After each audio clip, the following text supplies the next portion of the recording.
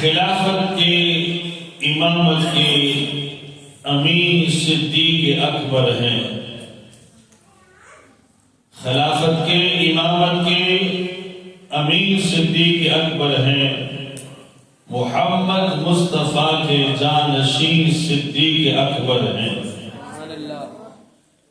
خلافت کے امامت کے امیر صدیق اکبر ہیں، محمد مصطفیٰ کے جانشین صدیق اکبر ہیں۔ میرے آقا کے قدموں پہ نچھاور کر دیا سب کچھ، میرے آقا کے قدموں پہ نچھاور کر دیا سب کچھ، وفا ان کا رہا خاصا حسین صدیق اکبر ہیں۔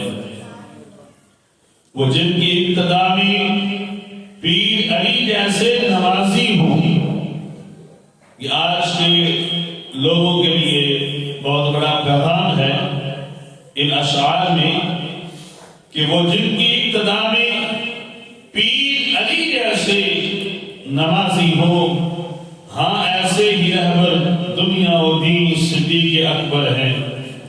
مزار مصطفیٰ پہ حاضر ہوتے ہیں فرشتے بھی، مزار مصطفیٰ پہ حاضر ہوتے ہیں فرشتے بھی، اسی عالی مقام کے مکین صدیق اکبر ہیں۔ صداقت میں، عدالت میں، سخاوت میں، شرافت میں، صداقت میں، عدالت میں، سخاوت میں، شرافت میں نمونہ مصطفیٰ کا بالیقین صدیق اکبر ہے۔ نمونہ مصطفیٰ کا بالیقین صدیق اکبر ہے۔ لٹا کے مال و زر اپنا لباس بوریا پہنا۔ کائنات میں آپ کی یہ منفرد مثال ہے کہ سب کچھ محبوب کریم علیہ السلام کے قدموں پہ لٹا کے اپنا تن من دن جان مال اولاد ہر چیز مصطفیٰ کریم علیہ السلام کے نام پہ قربان کی۔ اپنے گھر کا سارا مال مصطفیٰ کریم علیہ السلام کے قدموں پہ نچھاور کر کے، خود بوریا کا لباس پہن کے اور کانٹوں کے بٹن لگا کے محبوب کی بارگاہ میں حاضر ہیں۔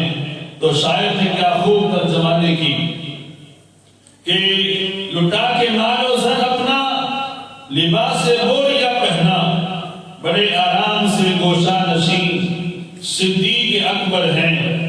نبی کی آل اور اصحاب سب محبوب ہیں، لیکن یہ بات بھی بڑی قابل غور ہے، نبی کی آل و اصحاب سب محبوب ہیں، لیکن عجب یہ سلسلہ ہے دل نشین صدیق اکبر ہیں۔